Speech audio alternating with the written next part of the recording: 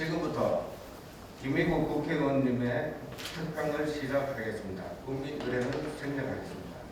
방에 앞서 윤경희 총수님께서 인사 말씀을 하세요.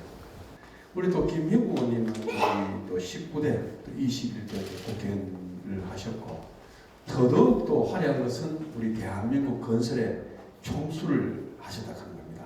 건설교통부 차관을 하셨고, 그렇기 때문에 우리 대한민국 전역에 돌아가는 건설 쪽에 또 교통망, 또 부산국도관리청부터 시작해서 여러 가지 화려한 경험이 참 많으십니다. 오늘 우리 청송군에도 우리 간부 여러분들도 그한 2년여 동안 우리 참 명사 특강이라든가 또 특별히 오늘 동안 좀 모시고 한번 지도를 한번 강연을 한번 해본 적이 없습니다. 전자에는 우리가 우수 강사도 좀 초빙해서 우리 석회 때도 늘 일을 한번 한 적이 있습니다만, 오늘 우리 의원님 모시고 우리 청송군의 미래를 열어가고 또한 대한민국이 돌아가는 현실을 한번 좀 파악해보고 또 세계가 어떻게 돌아가는지 우리 김의국 의원님 정말 강의 잘하십니다. 저는 깜짝 놀랍니다.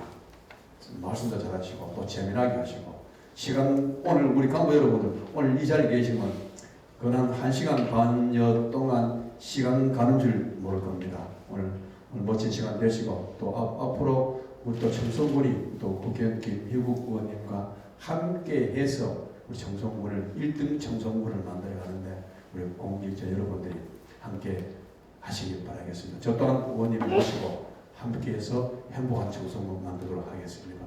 오늘 김희국 강사님을 이 자리에 모시겠습니다.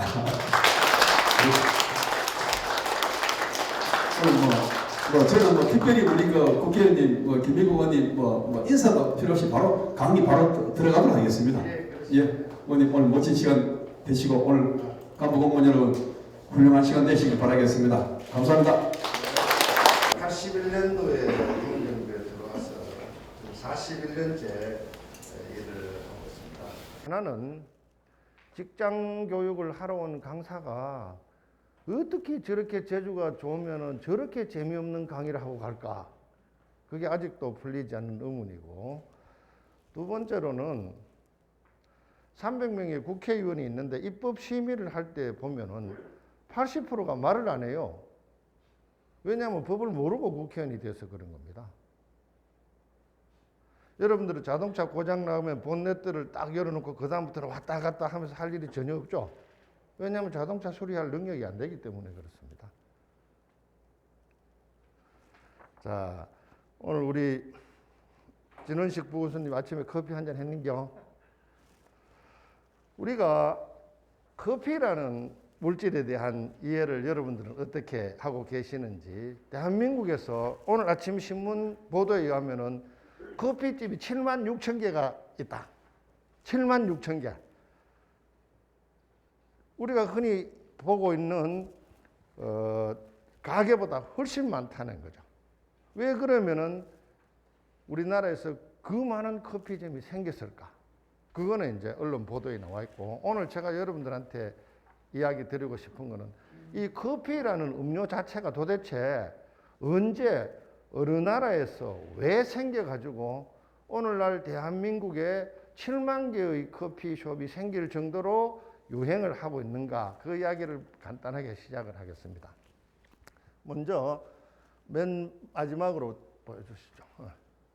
커피라는 이 물질은 약 한 500년 전경에 아프리카에서 나왔습니다. 아프리카의 경우에는 이 모빌리티의 수단이 낙타입니다. 인간이 발로 등으로 찜이나 우리가 보부상을 할 때 보라는 거는 보따리를 들고 다니고 부는 등짐을 지는 게 보부상입니다. 우리 객주라는 소설에 보부상이라는 말이 나오죠. 보와 부는 보따리 손으로 드는 보와 등에 지는 부를 합해서 보부상이라고 말하는데, 인간이 하루 종일 옮길 수 있는 짐의 양은 대단히 적습니다. 그러나 아프리카 사막을 기준으로 장사를 하는 사람들은 이 낙타라는 인류가 모빌리티의 수단으로서 발명한 한 두 번째 정도 수단인 이 낙타는 50kg의 짐을 싣고 50km를 갈 수 있는 엄청난 수송 능력을 갖고 있습니다. 사람이 50kg를 쥐고 50kg를 깔려 하면 엄청난 부담이 되잖아요.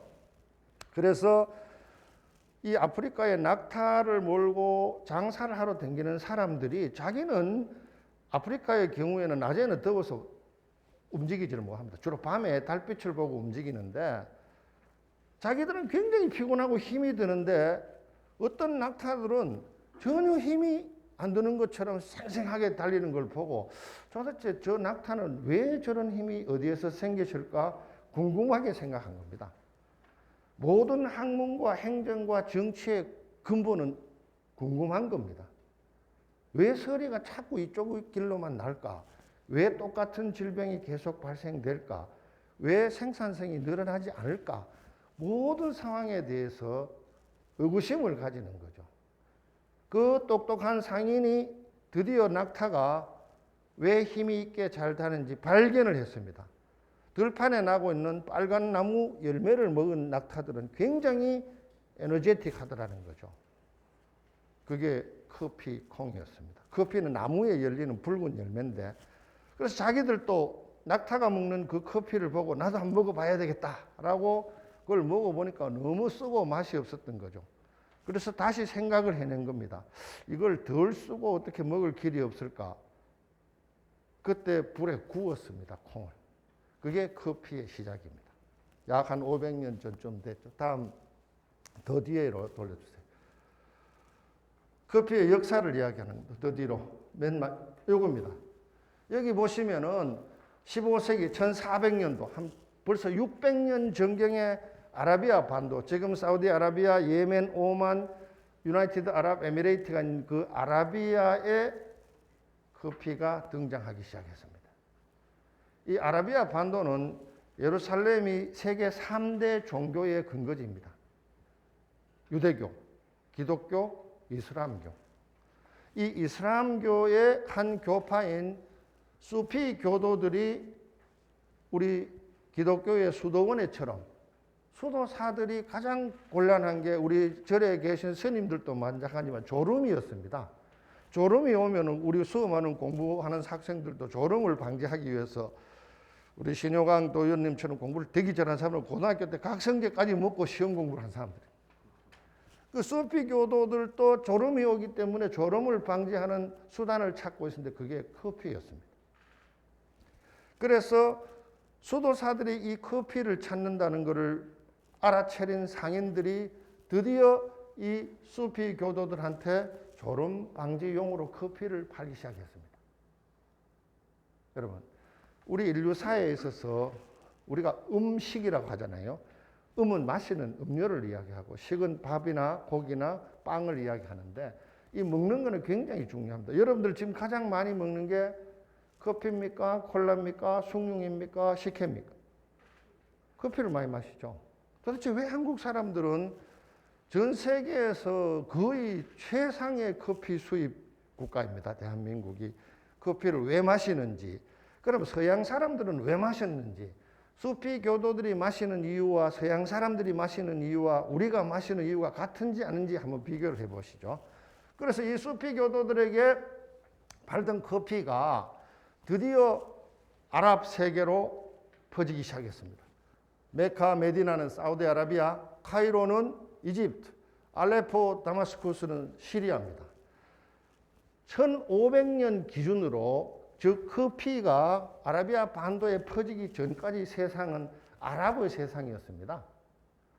서구 문명은 1492년도 콜럼부스가 신대륙을 발견해서 남북 아메리카에서 엄청난 양의 은과 노예 농사를 통한 농산물의 수입, 그리고 옥수수, 감자 같은 게 북아메리카에서 유럽으로 전파됐기 때문에 유럽이 세계 강국이 됐고 5000년 역사에서 유럽 미국인들이 세계의 주인이 된 거는 10분의 1 시대도 안 됩니다. 그전에는 700년부터 1500년까지 800년은 전부 아랍의 세계였습니다. 세계 최고의 지식, 세계 최고의 문명, 세계 최고의 음식, 모든 것이 아랍에 있었습니다. 왜 아랍에 있었냐 하면 이유는 상업 때문에 그렇습니다. 아랍 이슬람 문명은 농업도 아니고 제조업도 아니고 해운업도 아닌 상업의 출발입니다. 이슬람교 창시한 마호메트 자신이 상인이었습니다. 사막은 제조업이 불가능합니다. 물건이 좋은 걸 떼가지고 비싼 곳으로 파는 것이 상업이죠. 대한민국에서 제조업이 더 이상 경쟁력이 없다고 판단하면 상업으로 전환을 해야 됩니다. 이게 우리 시대적 국가적 과제이죠. 청송군은 뭘로 승부를 볼 거냐를 지금부터 고민을 해야 됩니다. 어쨌든 그 당시에 전 세계의 중심이었던 도시 메카, 메디나, 카이로, 알레포, 다마스쿠스로 커피가 전파됐고 1550년 드디어 세계 최고의 도시, 지금으로 치면 뉴욕과 같은 이스탄불에 커피가 상륙을 했습니다. 이스탄불이라는 지형은 유럽으로 치면 가장 동쪽이고 아시아로 치면 가장 서쪽인 보스포러스 해협의 옆에 있는 세계 최고의 도시가 이스탄불이었습니다.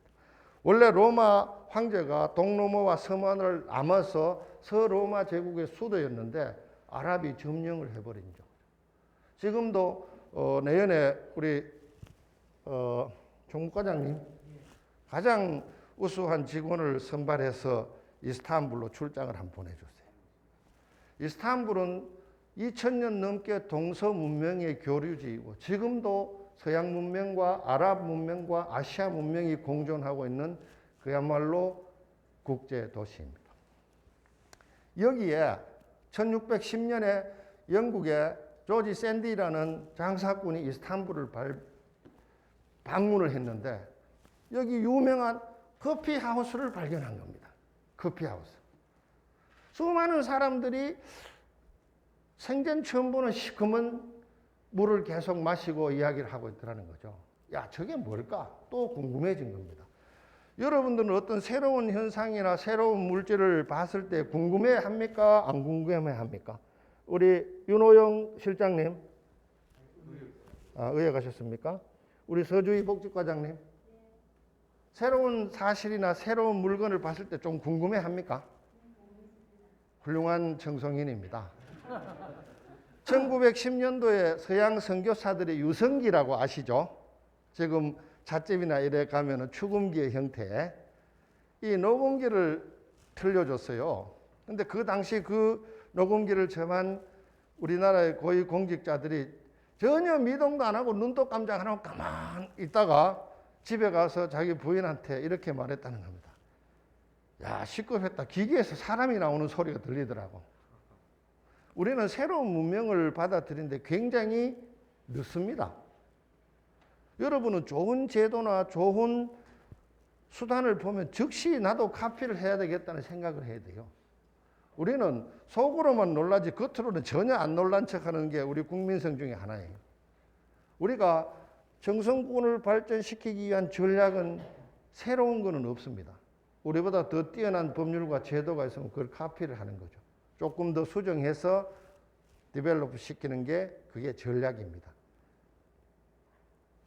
그래서 이 조지 샌디라는 사람은 그냥 그런가 보다 이렇게 지나가지를 않고 거기 들어가서 그 시커먼 물을 맛을 보고 이걸 왜 먹고 왜 커피하우스가 번창하는지를 찾아본 거예요. 놀랍게도 아랍의 커피하우스는 커피 맛을 즐기기 위해서 온 사람은 몇 명 안 됐습니다. 지금 세계 커피 시장을 휩쓰고 있는 스타벅스의 커피가 이런 겁니다. 스타벅스는 커피를 마시는 자리가 아닙니다. 사람과 사람이 만나서 정보를 교환하고 새로운 지식을 얻고 보다 나은 내일을 꿈꾸는 장소입니다. 플레이스라는 뜻이죠. 우리 유재환 행복과장님, 커피집에 자주 가시죠? 네, 자주 갑니다. 커피집에 가는 가장 큰 이유가 커피를 마시러 갑니까? 사람을 만나서 정보를 교환하고 새로운 뉴스를 듣고 또 다른 이야기를 하고. 네, 친구들을 만나요. 친구들은 주로 술집에서 안 만납니까? 요즘은 커피집에서. 그렇군요. 어쨌든 그 당시도 이스탄불에 있는 수많은 사람들이 커피하우스를 찾는 이유가 해방이었습니다. 특히 여성분들은 500년 전에는 공개적인 자리에 가서 친구를 만나서 마음대로 대화할 수 있는 장소가 첫째 집, 두 번째는 모스크라고 해서 요즘은 교회나 사원을이죠. 나머지 공공의 장소가 없었는데 이 커피라는 이 물질이 수많은 사람들을 해방시켜 버린 거죠. 집에서 나오고 사원에서 나와서 공공의 장소에서 누구든지 만나서 대화를 할 수 있는 플레이스가 된 겁니다. 그게 지금은 온라인상에서 수많은 대화방을 통해서 정보를 교환하고 지식을 나누고 친교를 다지지만은 그 당시에는 온라인 세상이 없고 전부 오프라인 중에서도 유일무이한 장소가 커피하우스였습니다. 이 커피가 드디어 1654년에 런던으로 상륙합니다. 봄날 들판에 불처럼 커피하우스가 번져나간 거죠. 수많은 사람들이 커피하우스로 몰려왔습니다. 여기 이렇게 써놨죠. 벌떼처럼 커피하우스로 달려나온 거예요. 이게 커피가 대중화가 된 가장 큰 이유입니다.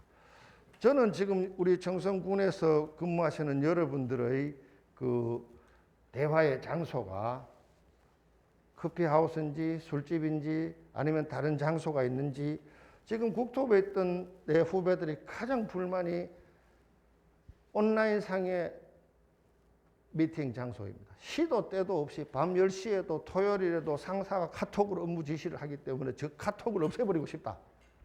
혹시 여러분 중에는 일과 시간 이후에 주말에 직원들한테 카톡을 날리는 몰상식한 인간들은 없겠죠? 그건 헌법 위반입니다. 그러면 안 돼요. 이 일은 일과 시간에 하는 게 일이에요. 어쨌든 이 당시에 수많은 사람들이 유럽 사람들이 400년 전에 커피하우스로 와서 첫 퀘스천이 이겁니다. 새로운 소식 없습니까? 여러분은 새로운 소식에 늘 목말라 해야 됩니다. 세상은 어떻게 변하고 있는가? 오늘 무슨 일이 일어난 건가?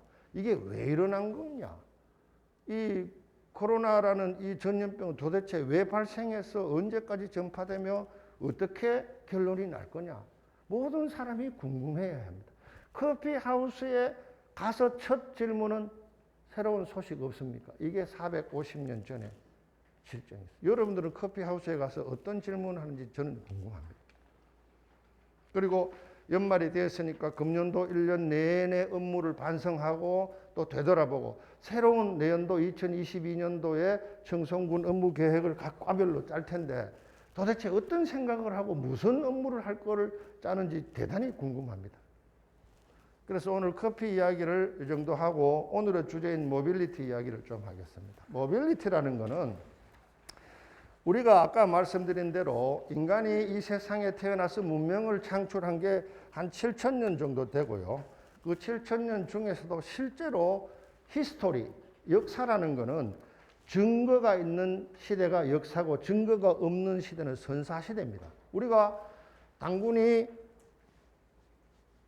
우리나라를 개국했고 우리나라를 다스렸다 하지만 역사적 사실로 인정할 수 있는 증거가 없기 때문에 프리히스토리, 선사시대라고 말하고 역사시대라는 것은 돌이나 화석이나 아니면은 다른 증거가 있는 중국의 갑골문 같은 경우에는 거북이 등껍질과 뼈에 문자가 쓰여 있습니다. BC 3,000년 됐으니까 5,000년의 역사가 증거로 남아있는 거죠. 그 당시부터 쭉 시작해서 인간이 계속해서 노력을 해온 것이 모빌리티, 이동수단이었습니다. 최초의 이동수단은 발이었죠, 발.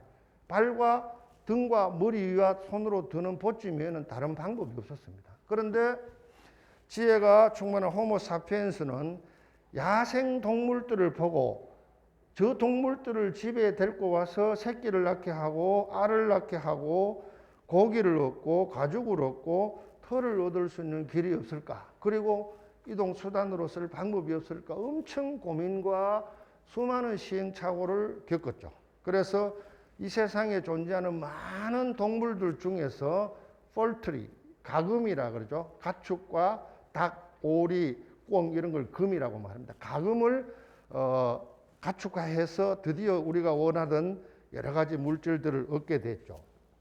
그래서 이제 모빌리티 앞에 보게 되면은 맨 처음에는 발이었기 때문에 지금 독일 남부 바이에른이라고 미넨 주도가 있는 남쪽 지역이 있습니다. 거기가 피시엔이라는 도시인데 그 도시의 상징이 우리 정성원 산속 카페인데 거기는 삼족 도시라 해요. 삼족. 발이 3개다. 얼마나 부지런히 장사를 하러 댕겼으면은 피센 사람들은 발이 3개인 것 같다. 저 사람들은 그 당시에 발로 로마 제국에서부터 저 덴마크까지 발로 장사를 하고 다녔습니다. 우리 김조영 선생님께서는 객주 이야기를 들어보면은 저 원산에서 명태를 잡아가지고 그걸 황태로 만들어서 등보증을 짓고 오는 그 광경이 잘 서술이 돼 있듯이 피센이라는 도시는 지금도 가면은 자기들은 도보로 이 세상의 상권을 장악했다는 자부심을 갖고 있는 아주 위대한 도시입니다. 이 발로 다니던 도시가 드디어 인류 최초로 길을 들여서 운송 수단을 활용한 게 당나귀입니다. 여러분 당나귀 아시죠? 당키. 노새 당나귀 말 중에 당나귀가 중간 정도 되죠. 그 다음에 아까 말씀드린 낙타가 등장했습니다.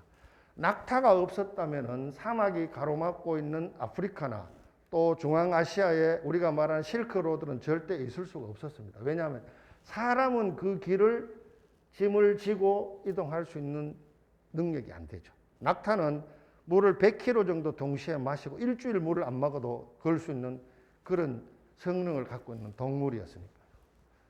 이런 사람과 동물로 이용하던 여러 가지 운송수단 중에 또 새로운 아이디어를 인간들은 발견을 해냈습니다. 강물과 바다였죠. 여러분, 지금도 마찬가지고 과거에도 마찬가지지만은 쌀 100kg를 육상으로 운송하는 비용하고 쌀 100kg를 주운이라 합니다. 낙동강이나 한강에서 강물을 이용하거나 바다를 이용할 경우에는 효율이 100배 정도 됩니다. 왜냐하면은 육상에서는 길 자체가 포장 안 됐을 때는 수송 능력이 굉장히 떨어지고 속도도 떨어지지만은 바다나 강물의 경우에는 땅에 비해서 저항력이 약하기 때문에 엄청난 양을 실을 수가 있습니다. 과거에 지금 경상북도 외관이라는 데가 있지 않습니까? 거기는 일본 상인들이 일본 물품을 싣고 낙동강을 거슬러 외관까지 왔기 때문에 외관입니다. 한강에서도 많은 뗏목을 정선해서 해가지고 그 한강물을 따라가지고 뚝섬까지 가서 일시에 팔았죠. 우리 떼돈 벌었다는 말 아시죠? 떼돈. 그게 어떤 의미일까요? 떼돈 벌었다 나는. 열심히 일해서 갑자기 많이. 그거는 이제 추상적인 의미고 떼돈이라는 거는 뗏목을 엮어서 정선에서 15일간 정선 아리랑을 부르면서 한강 광진구에 와서 한꺼번에 목재를 다 팔아서 엄청난 돈을 벌어서 떼돈을 벌었다. 떼라는 것이 뗏목의 떼입니다. 떼돈입니다. 떼돈인데 그 떼돈의 발음이 어려워져 가지고 떼돈을 벌었다는 게 목재를 한꺼번에 팔아서 벌었다. 우리 청성군에도 옛날에 목상들이 많이 있었습니까? 목상들 떼돈 버죠. 영양에서는 고추 팔아서 떼돈 버고 담배 팔아서 떼돈 버고 한꺼번에 많이 번 돈이 떼돈입니다. 뗏목을 팔아서 벌어서 떼돈이. 어쨌든 그 당시 유럽도 엄청나게 주운과 해운과 또 범선이 있었습니다. 왜 저런 교통수단이 발생했을까요? 그 교통수단이 발생한 가장 근본적인 이유는 인간의 욕구 때문에 그렇습니다. 2000년 전 아테네의 일반 가정의 주부들은 남편에게 이렇게 이야기를 하죠. 여보, 왜요? 우리도 저 잘 사는 집처럼 밀빵을 좀 먹어보자. 밀빵은 색깔이 하얗고 부드럽고 맛이 좋습니다. 그럼 아테네의 일반 주부들은 무슨 빵을 먹었겠습니까? 보리빵을 먹은 거죠. 보리빵은 시커멓고 꺼끌꺼끌하고 맛이 적습니다. 우리 도현님 보리빵 잡숴봤는겨? 그렇죠.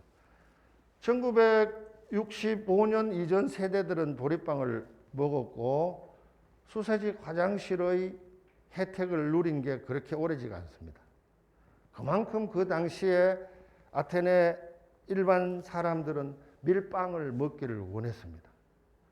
그러면 아테네는 비가 적게 오고 거의 산악지역이기 때문에 밀을 재배할 수도 없고 재배하더라도 단위당 소출량이 너무 적으니까 어쩔 수가 없었는 거죠.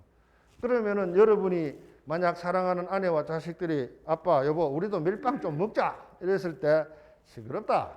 이거 밀도 안 나는데 밀빵 어디서 사노? 이렇게 하겠습니까? 아니면은 좋아. 목숨을 걸고 내가 밀을 구하러 가겠어. 이렇게 말하겠습니다. 우리 김진현 산림과장님 부인이 여보 우리도 밀빵 좀 먹자. 언제까지 계속 보리빵 먹노? 이렇게 요구를 했을 때 시끄럽다. 왜 밀 나오노? 그냥 보리빵 먹자 이렇게 하겠습니까? 알았어. 내가 밀이 어디서 있는지만 알기만 목숨을 걸고 내가 밀을 구해올게 이러랍니다. 그렇죠. 청송군이 여러 가지 장점도 있고 단점도 있습니다. 청송군 발전 계획을 세울 때. 근데 여러분들이 만약에 청송군은 이런 이유 때문에 잘한대 이렇게 이야기해버리면 그거는 솔루션이 아니죠. 청송군은 아테네와 같이 비도 적게 오고 돌투성이고 평야도 좁은데 그러나 우리가 원하는 게 뭐가 있다는 게 어디에 있다는 것만 알면 그걸 찾아와야 되는 겁니다. 그래서 그 당시 아테네의 수많은 남성들은 목숨을 걸었습니다. 핸드폰도 없고 또 항해 기술도 또 선박 자체도 너무나 열악했지만은 아내와 아들과 딸이 밀빵을 원하기 때문에 밀을 찾아서 목숨을 건 거죠. 그래서 바람결에 들리는 소문에 아테네 주변에 밀이 많이 생산되는 곳이 세 곳이라는 걸 아는 거죠. 첫째가 남쪽으로 내려가면은 이집트라는 나라가 있는데 나일강 삼각지에서 아테네 인구 전체가 몇백 년을 먹어도 남을 만큼 풍부한 밀이 있다. 그래서 그 사람들은 남쪽 항로를 개척해 들어갔습니다. 배를 타고. 수없는 사람이 죽었죠. 그러나 끝까지 찾아서 이집트까지 항로를 해상 고속도로를 만든 겁니다. 그게 이제 첫 번째 밀 생산죠. 두 번째로는 서쪽으로 갔습니다. 서쪽으로 항해해서 시칠리아라고 이태리 남쪽에 있는 그 큰 섬의 밀밭을 찾은 거죠.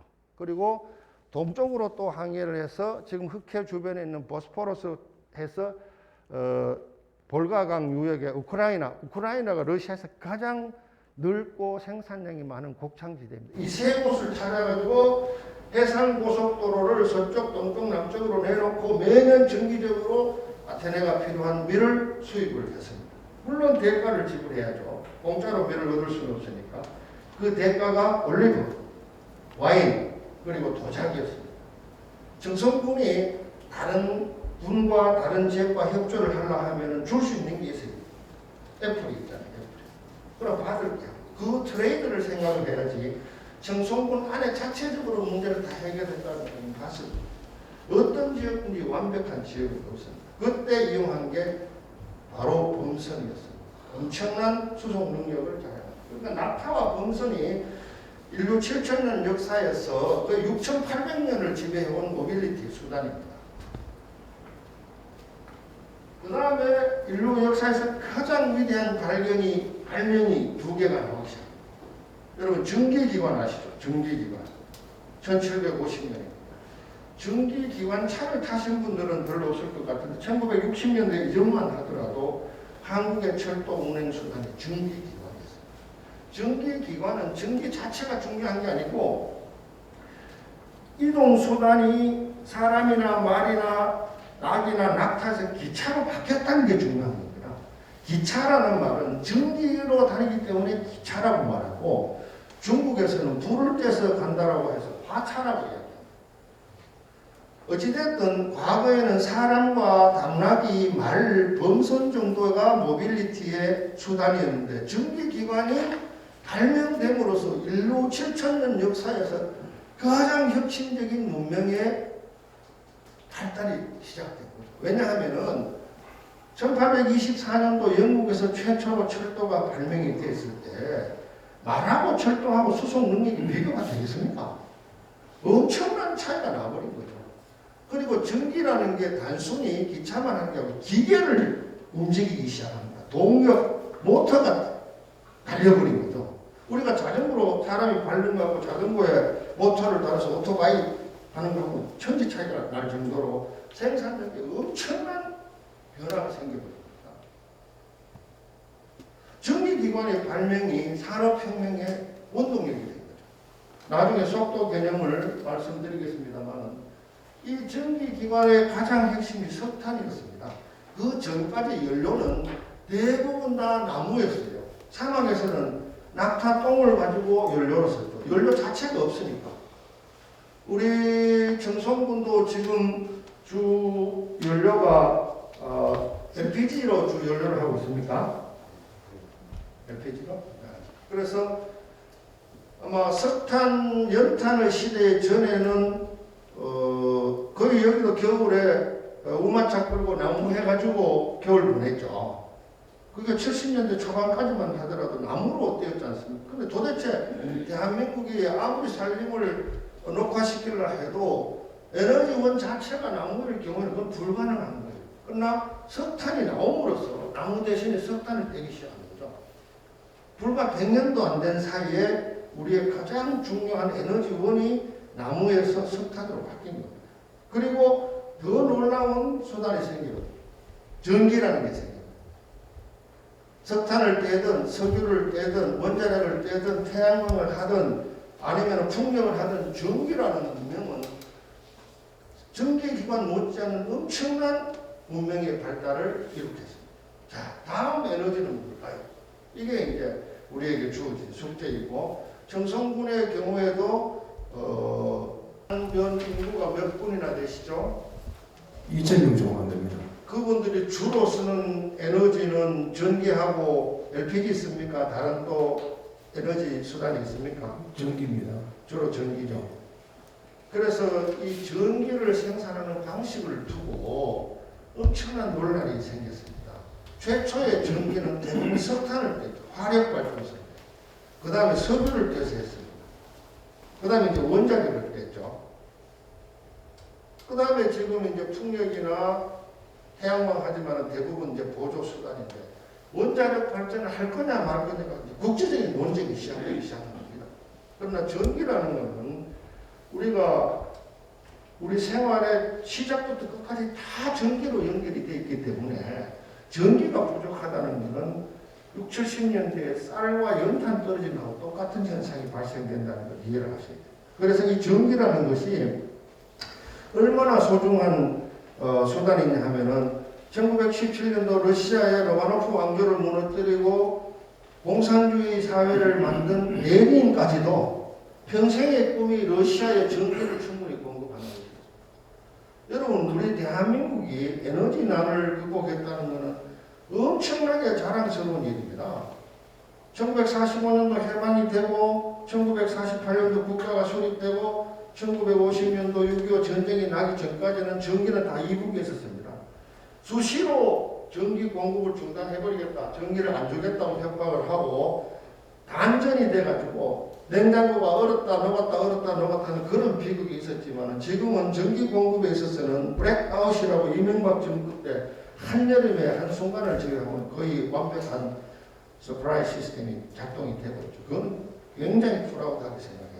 자, 그러면은 청송군청은 국가가 전기를 충분히 공급하듯이 우리 국민들한테 무엇을 보급해야 되는지가 명확한 목표가 설정이 되어야 됩니다.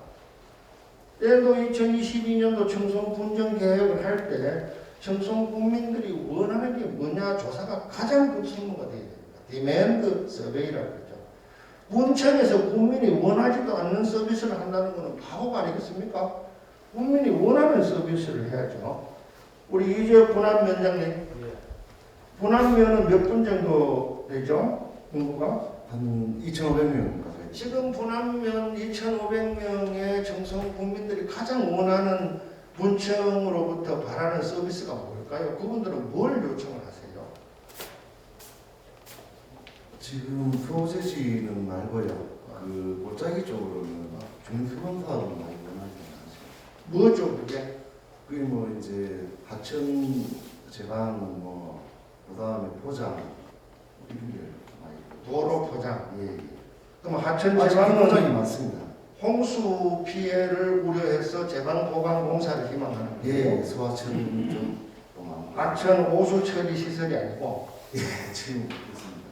실제로 작년 재작년에 홍수가 많이 났습니까? 예, 작년 재작년 올해까지요.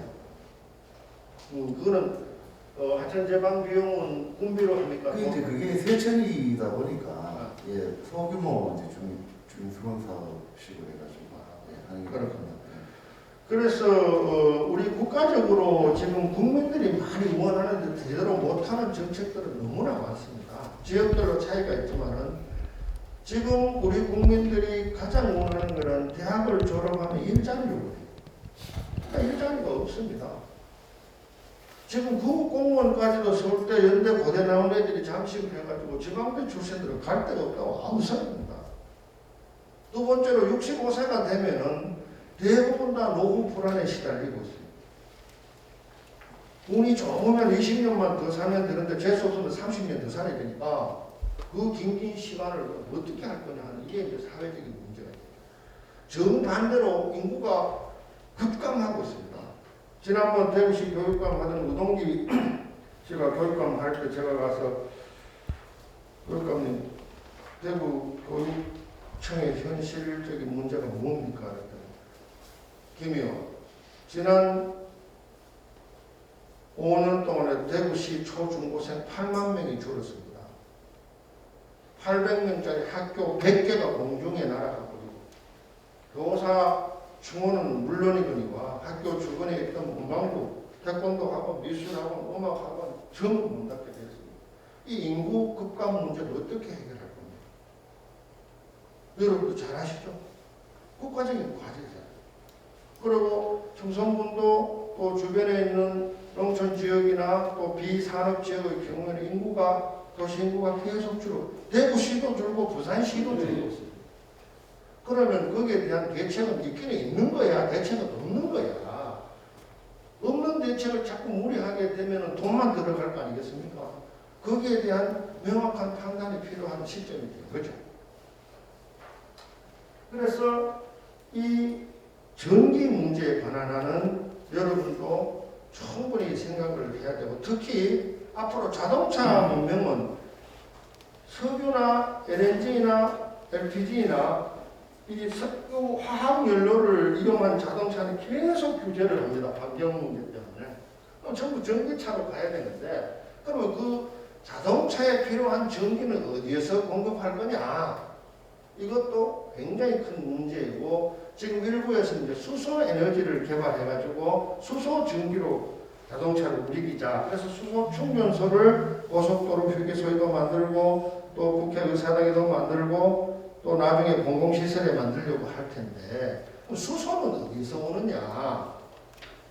그 문제도 결국은 수소도 LNG를 수소로 전환시키고 전환된 걸 다시 전기로 전환해야 되는 그 문제 때문에 근본적인 치유책이 된다, 안 된다 엄청난 논란을 빚고 있는 거죠. 그래서 여러분들도 청송군 에너지 보급을 어떤 형태로 하는 것이 필요한지도 공부도 많이 하시고 지금 제가 말씀드린 그 내용만 하더라도 1년 365일 공부해도 모자랄 정도입니다.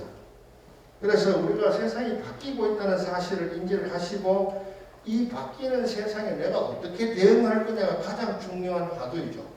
그래서 업무 계획을 짤 때도 작년에 했던 거, 재작년에 했던 거 이렇게 인크리멘탈하게 하지 마시고 직원들하고 충분히 카페에 가서 커피를 마시든지 사무실에서 오픈 스트레치기로 이야기를 한 다음에 짜야 그게 우리 국민들의 수요에 맞는 겁니다. 내가 음식을 주문을 할 때 나는 짜장면을 주문했는데 주인이 짜장면은 건강에 해로우니까 그냥 칼국수 드세요. 이러는 행정은 정치는 법 이건 실현이 전혀 가능성이 없지 않습니까? 집을 사고 싶고 죽겠는데 집 사지 마라 하면 그 정책이 약발이 먹히겠습니까?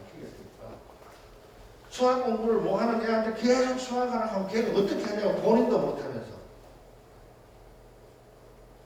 그거는 우리가 깊이 생각해야 될 사안이에요. 정책을 하든 정치를 하든 법을 만들든. 자, 다음 장. 여러분 강의적으로 맨 뒷장 한번 보실래요? 요.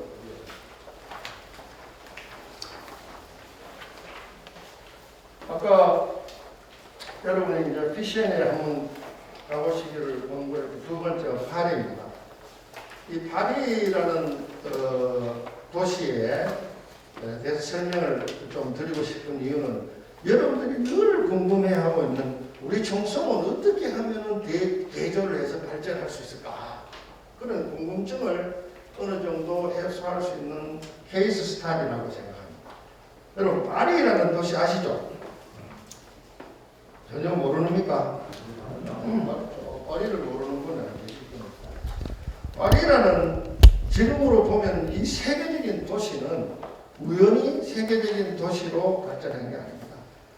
강력하고 무자비하고 엄청나게 머리가 좋은 사람들의 공동의 작품이죠. 1850년 전까지 파리는 거의 자연도시였습니다. 자연도시라는 말은 unplanned city, 계획이 안 된 도시죠. 옛날 각 집들도 지 멋대로 막 건축이 되어져 있고 범죄이고 엉망진창의 도시였습니다. 그런데 행인지 불행인지 몰라도 보나파르트 나폴레옹의 조카되는 나폴레옹 3세가 황제로 등극을 했습니다. 이 황제가 등극하고 나서 파리 시내를 쭉 순찰을 해보니까 이게 도저히 눈뜨고는 못 볼 상태예요. 길거리는 더럽고 건물에서 오물들을 길거리로 투척하고 냄새가 나고 전염병이 매년 발생되고 교통망은 엉망진창이고 생산성은 떨어지고 그래서 황제가 이렇게 말했습니다. 나는 파리를 세계 최고의 도시로 만들겠다. 근데 여러분 우리가 머리하고 팔다리하고 배가 하는 일이 각각 다르지 않습니까? 황제는 그런 꿈을 꿀 수는 있지만 그걸 실행할 능력은 없습니다. 황제는 머리에 해당되고 그 실행할 능력 팔다리를 찾아야 되죠. 우리가 하경찬 농촌 소장님 오셨습니까? 지금 내년도는 그 우리 정성 군민들에게 어떤 기술을 전수할 계획을 갖고 계십니까? 예. 지금까지 어떤 청송 사가의 명성을 유지한 것도 계속 또 해야 되겠지만은 변화하는 기후에 대응해서 저희들이 세소득 장목들을 계속적으로 주변에 또 전파하고 있는 역할을 해야 될 것 같다고 생각합니다. 세소득 작물이 어떤 거죠?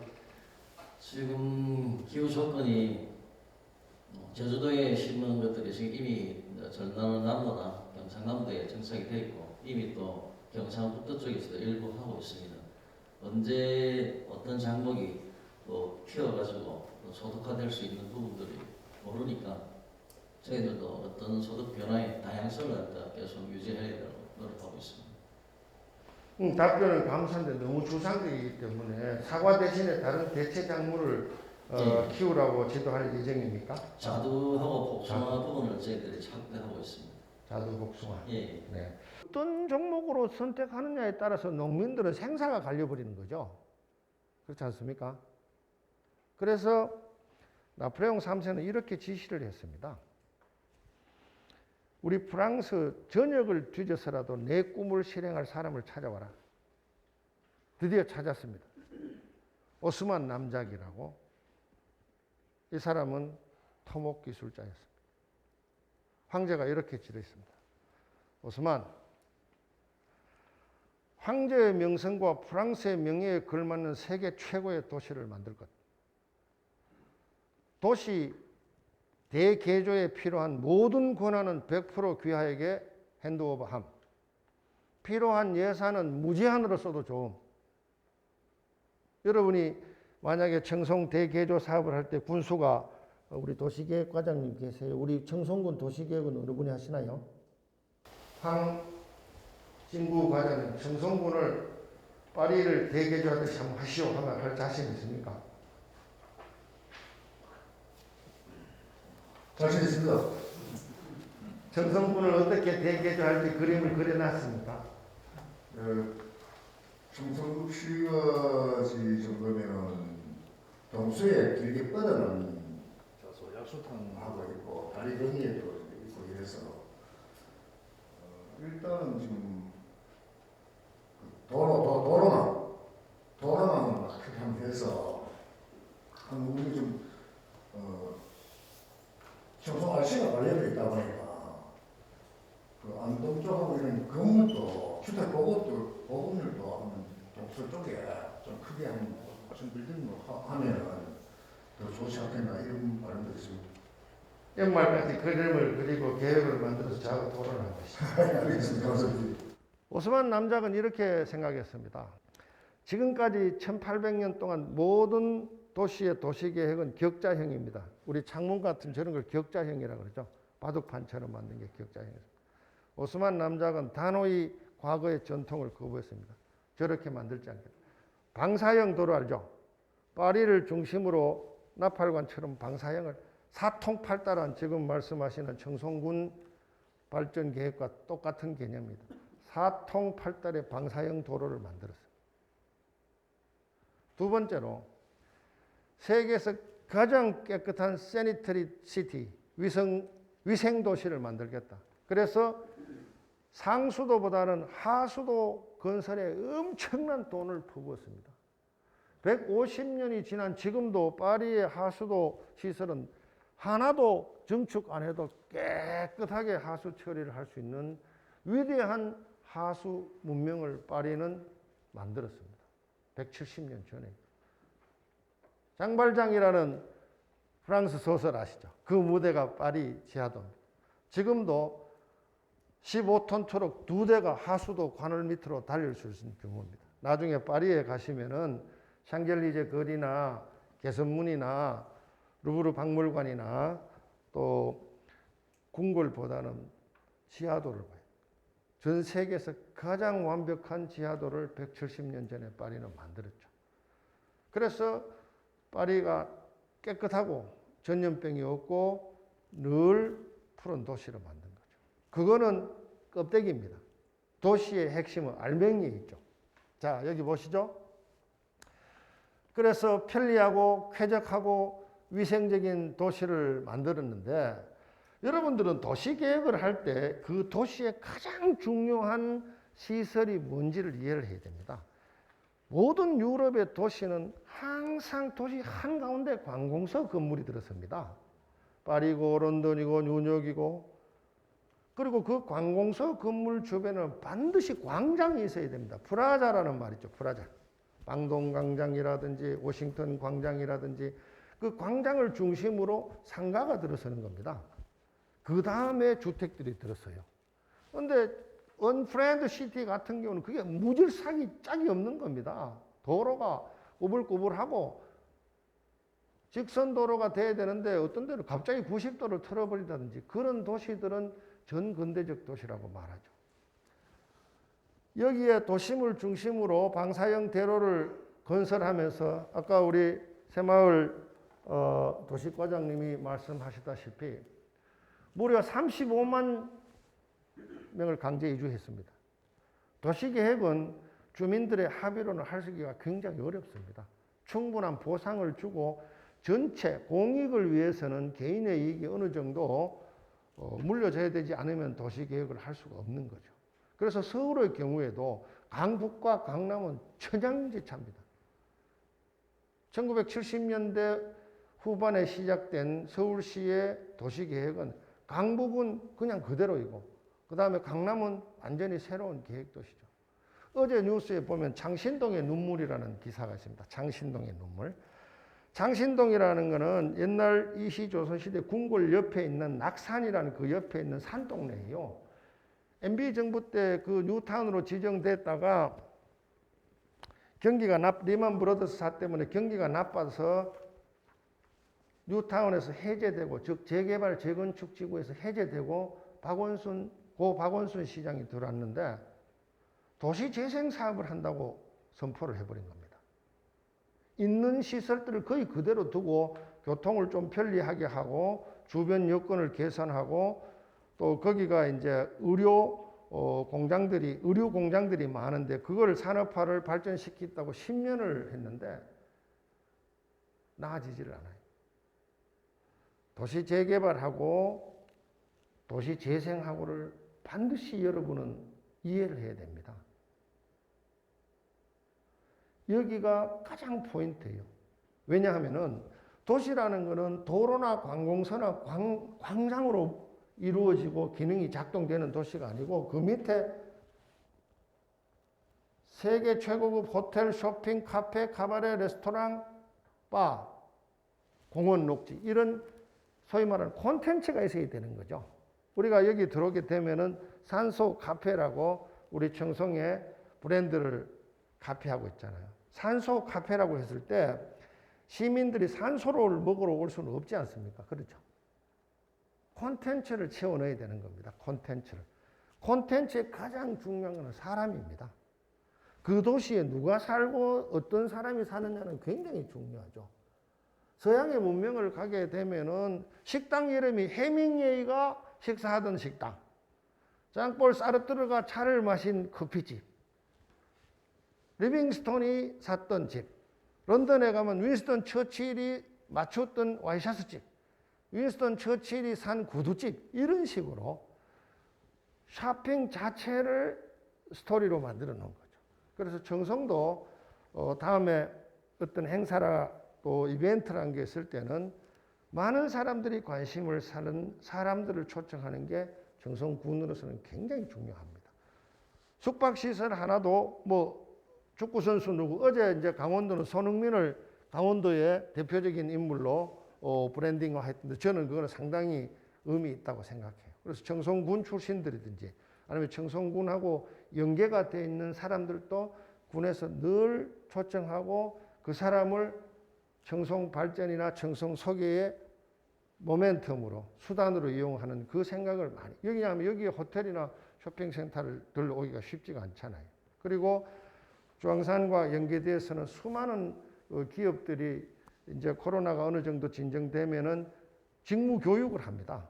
직무 교육을 할 때 그 사람들이 가장 고통스러운 게 장소와 강사를 얻는 게 너무 힘들어해요. 직원 교육은 필요한데 여러분들 군청에 교육할 때도 가장 어려운 게 강사를 구하는 일입니다.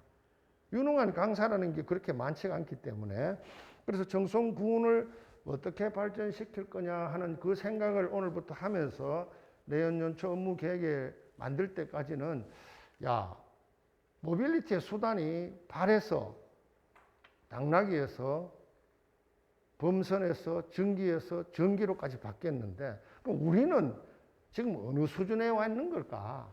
우리 수준은 지금 전기 수준일까? 아니면 뭐 전기도 안 되고 범선 수준일까? 이걸 계속 비교 형량을 해야 됩니다. 뭐를 어떻게 발전시킬 건가에 대한 구체적인 목표가 서야 그 다음에 수단을 찾아낼 수가 있는 거죠. 목표 자체가 추상적이 돼버리게 되면 수단을 찾을 길이 없습니다. 과거 대한민국의 국가 목표는 명징이었습니다. 81년도 들어오면은 국민소득 1000불에서 10,000불, 10,000불에서 15,000불, 15,000불에서 30,000불 목표야. 20년 뒤에. 그 목표를 달성하기 위해서는 어떻게 해야 될까? 쌀 생산량 5억 톤, 10억 톤, 15억 톤, 전국 고속도로 연장 10,000km, 15,000km, 20,000km, 전국 항만 하역 능력 얼마? 목표가 아주 구체적이었습니다. 지금 청송군의 내년도 업무 목표가 어떻게 구체화되는지는 모르겠습니다만은 청송군민 소득 현재 3천만 원에서 내년은 3,300만 원 10% 증가 이런 게 여러분의 목표가 돼야 된다는 거죠. 주민들을 행복하게 해주겠다. 그거는 너무나 추상적이라서 말이 안 되는 이야기예요. 주민을 안전하게 해주겠다. 그거는 더 말이 안 되는 이야기라. 여러분은 여러분의 서비스가 주민들한테 구체화돼야 됩니다. 구체화되지 않고 그냥 선문답 하듯이 계속해서 추상적인 개념으로 군정을 이끌어 간다면 그거는 국민 기만 행위예요.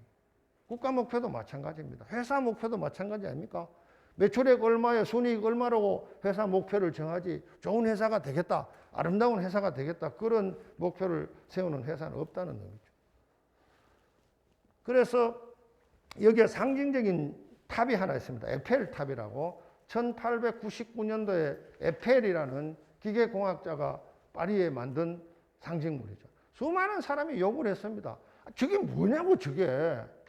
그 많은 돈 들여 가지고 저걸 하느냐고.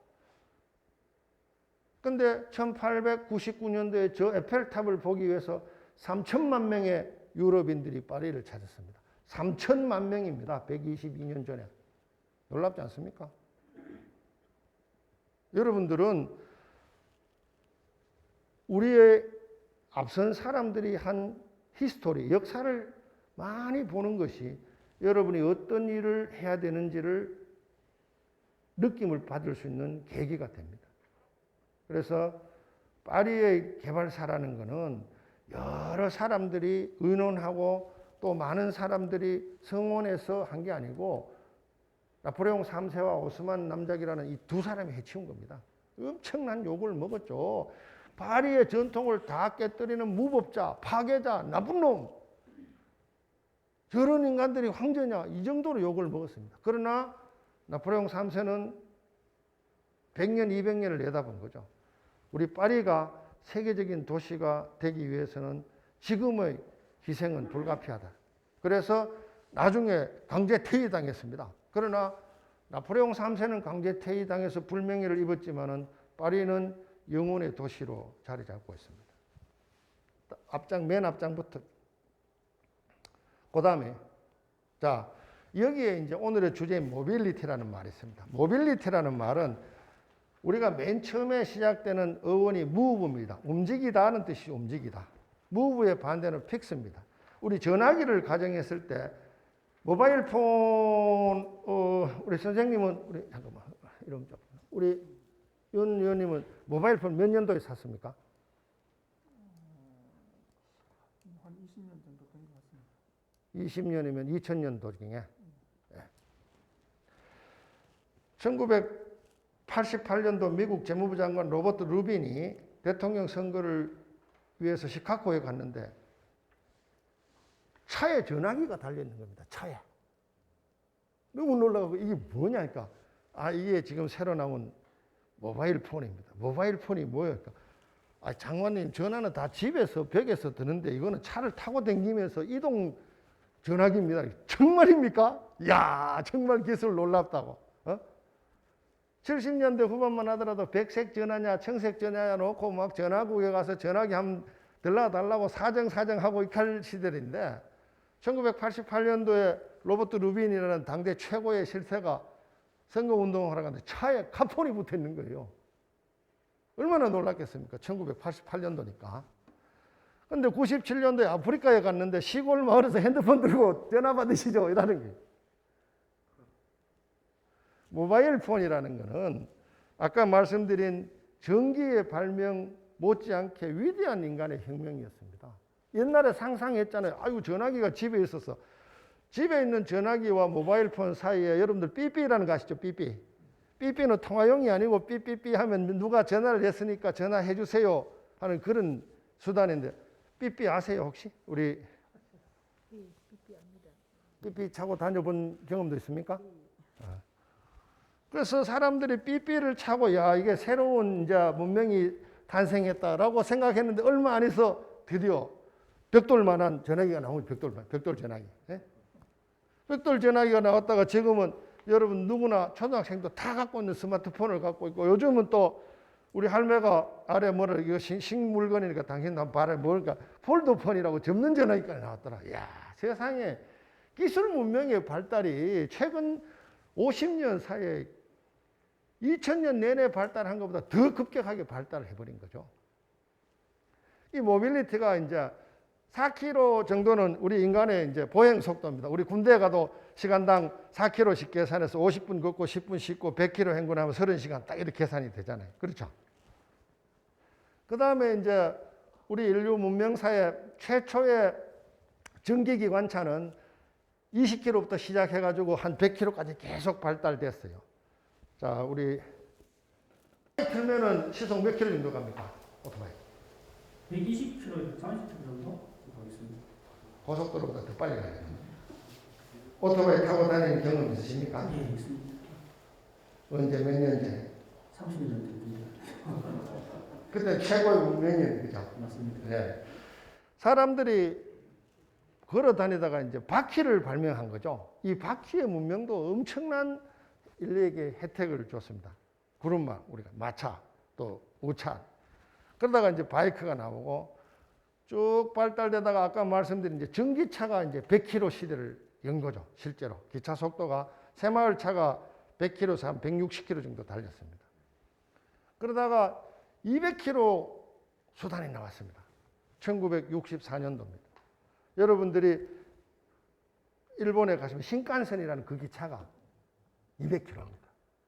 그거는 신칸센을 누가 만들었냐 하면은 1942년도에 일본이 엄청난 군수물자를 싣고 펄하버 진주만을 공개해서 미국하고 맞짱을 떴습니다. 그때 우리는 외놈들의 식민지 상태였죠. 그러고 나서 패전이 되니까 미국이 다시는 무장을 할 수 없다 평화국가 선언하고 전 군소장비 공장 다 문 닫게 했습니다. 이때 해군 병기감이라고 이 무기를 만드는 최고 인물이 이렇게 말했습니다. 우리는 이제 더 이상 무기를 만들 수가 없으니까 민간 시장에 통용할 수 있는 새로운 문명을 만들자. 그게 기차의 속도를 100km에서 더블 200km로 만듭니다. 그게 1964년도 제24회 여름 올림픽을 계기해서 신칸센이라고 뉴 라인입니다. 뉴 라인. 도쿄에서 오사카까지 200km짜리를 만든 거죠.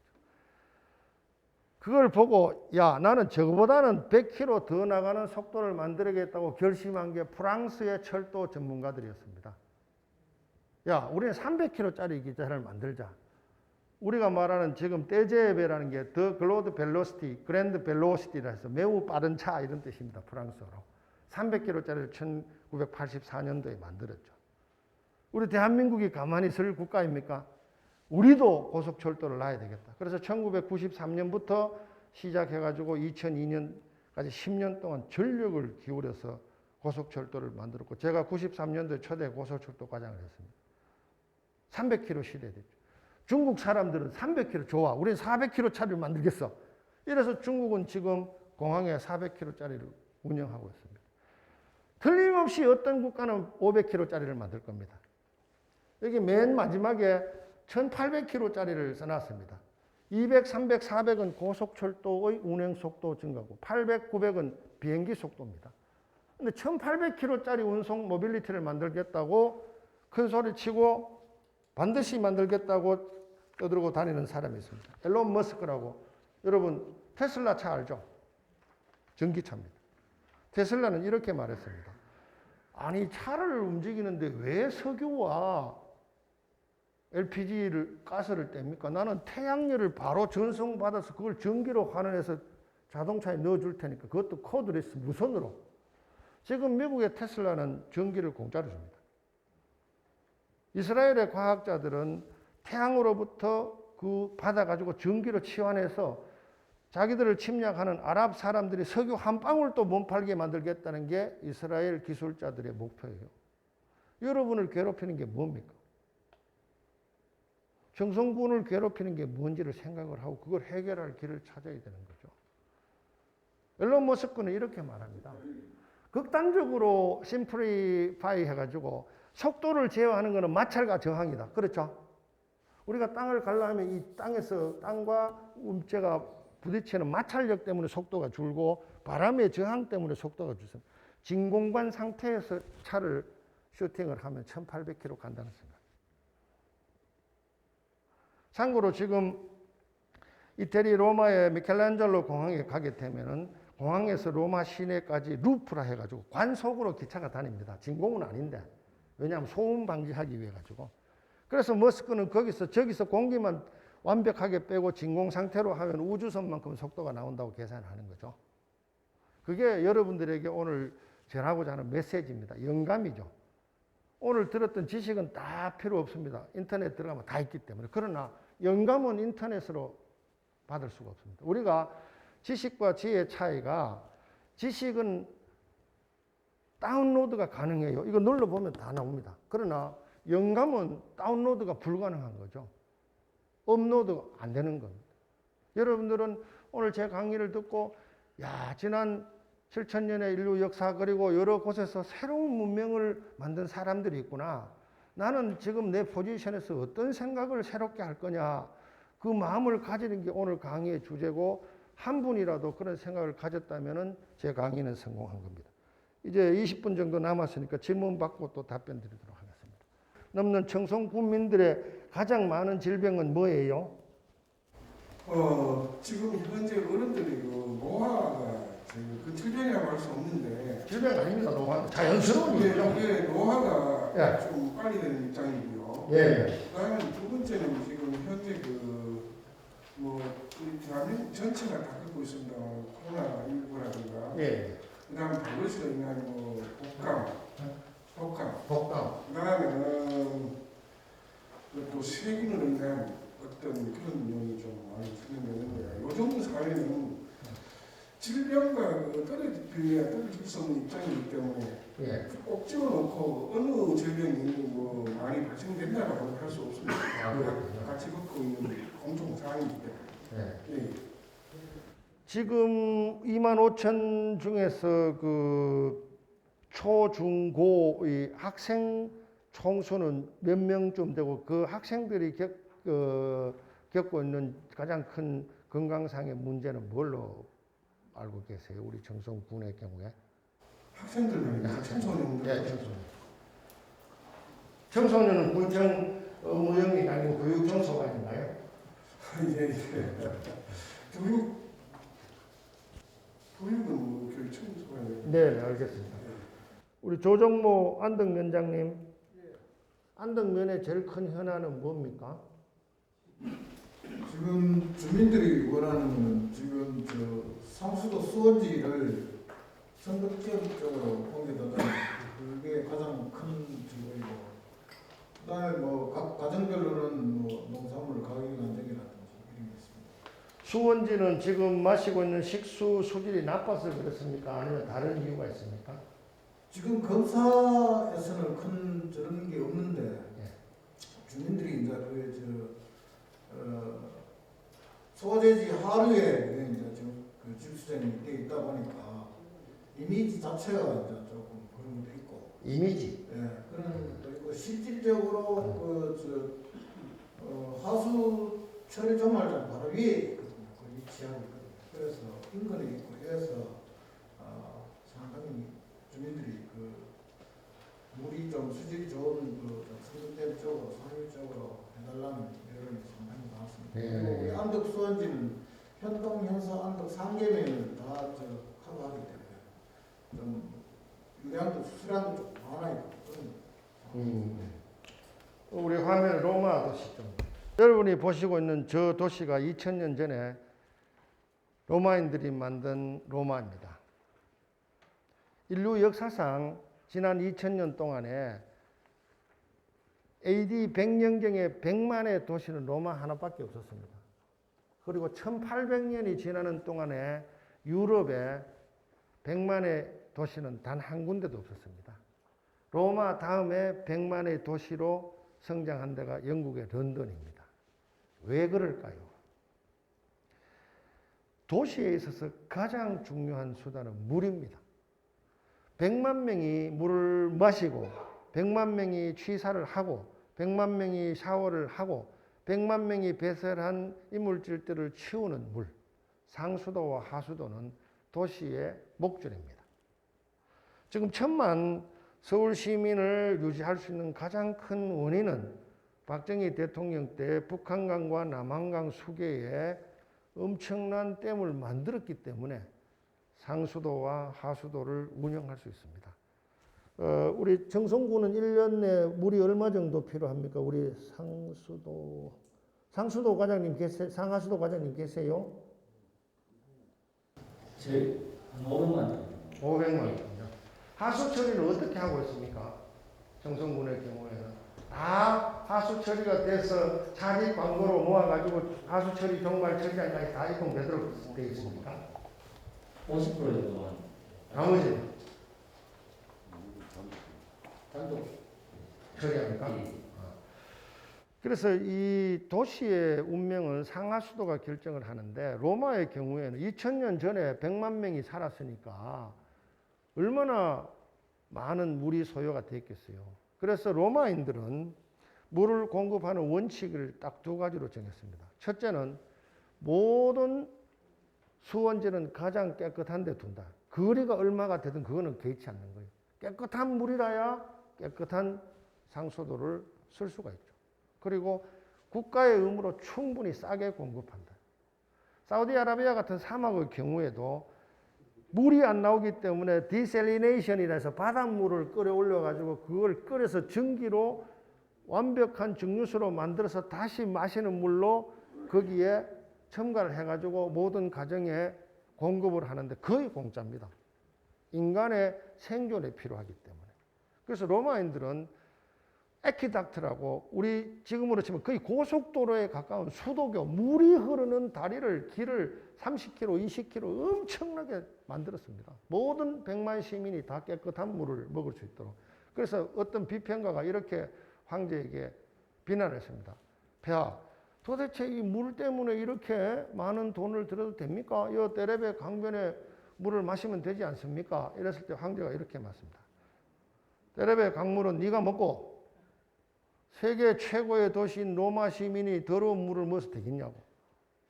상수도 공급은요, 공공의 의무 중에 가장 중요한 요소 중에 하나입니다.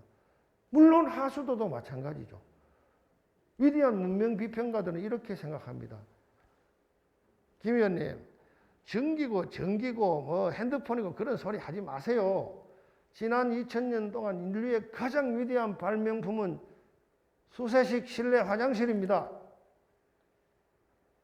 여러분 공감합니까? 화장실 문화를 처리하는 것은 굉장히 어렵고도 중요합니다. 지금 중국 사람들이 1988년도 우리 올림픽 나오고 자기들도 올림픽 한다고 막 큰 소리 칠 때 그 사람들은 공중 화장실에 가면 칸막이도 없었어요.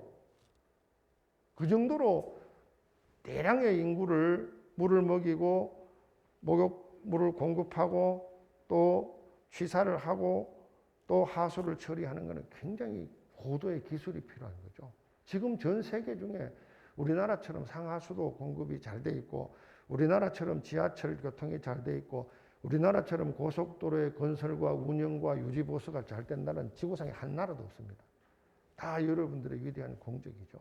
그래서 그거는 인프라입니다. 그 인프라 위에 우리 청성 국민들이 더 건강하고 더 행복하게 살 방법을 찾는 것이 여러분의 의무죠.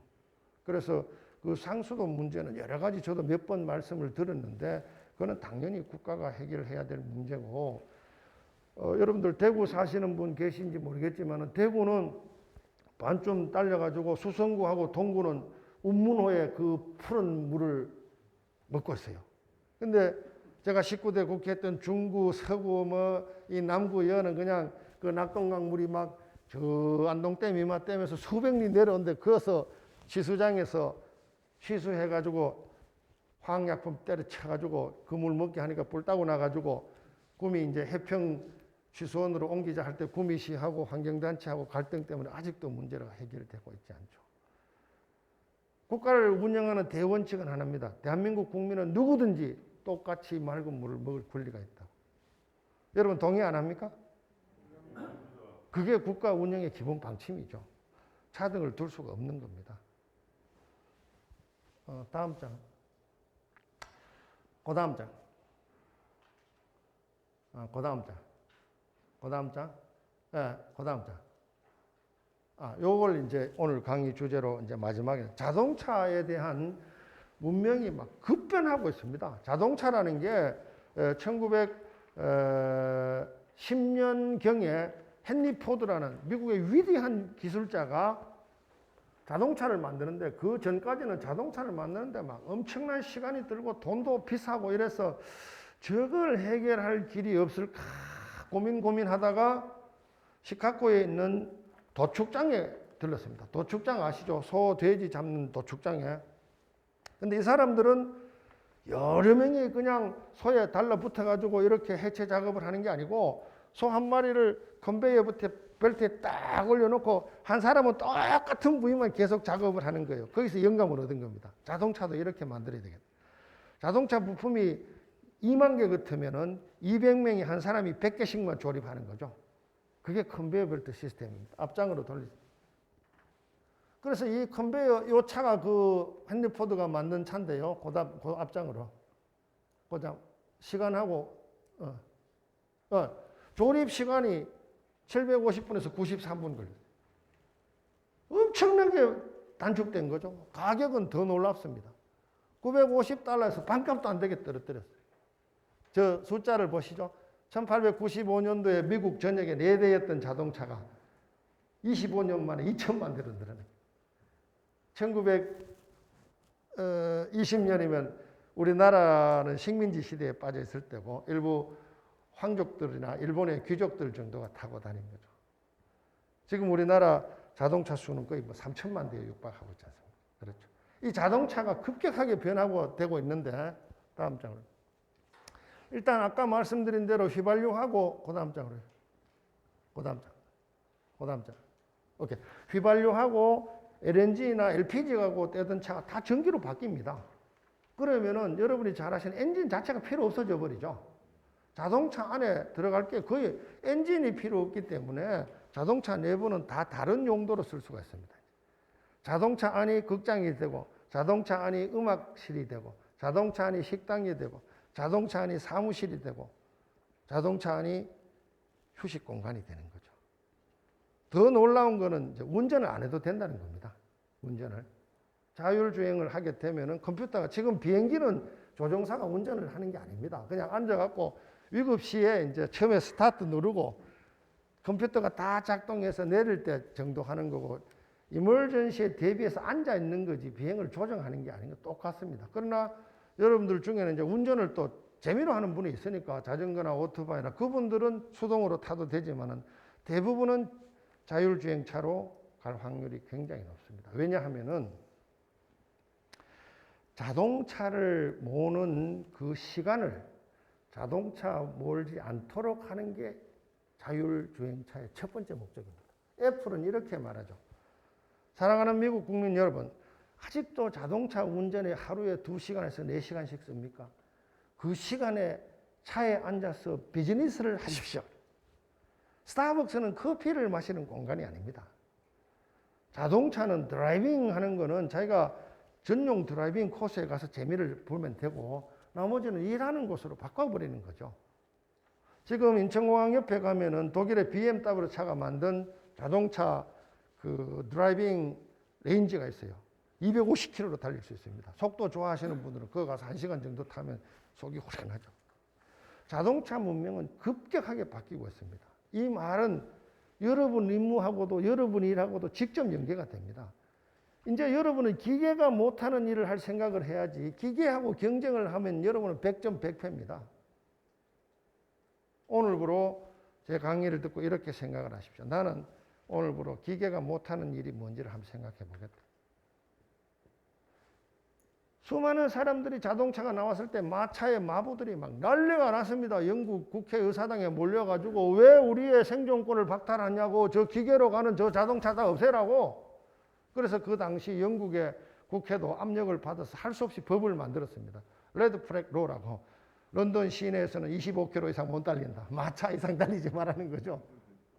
그게 지속 가능하겠습니까? 세월의 흐름이나 역사의 변화는 여러분은 절대로 못 이깁니다. 그래서 야, 세상이 참으로 급격하게 바꾸고 있구나. 이 감정을 가지고 이 변화되고 또 급속하게 진화되는 이 시대에 내가 우리 국민들을 위해서 해야 될 일이 뭐냐. 기계가 못하는 일은 나는 어떻게 할 거냐. 그거를 생각하는 계기가 되기를 기대를 합니다. 자, 사랑하는 후배 여러분, 여러분들 앞에는 기회와 위기가 동시에 놓여져 있습니다. 진정으로 여러분들이 청송 국민으로부터 존경과 사랑을 받는 그런 공직자가 되기를 기대를 하고 끊임없이 공부하고 노력하고 또 주변 동료들이나 선후배들과 새로운 지식을 교류하는 그런 삶이 되기를 기대를 합니다. 내일부터 친구 만나면 물으십시오. 새로운 소식 뭐 없습니까? 강의를 마칩니다. 감사합니다. 네, 이상으로 특강을 마치겠습니다. 수고하셨습니다.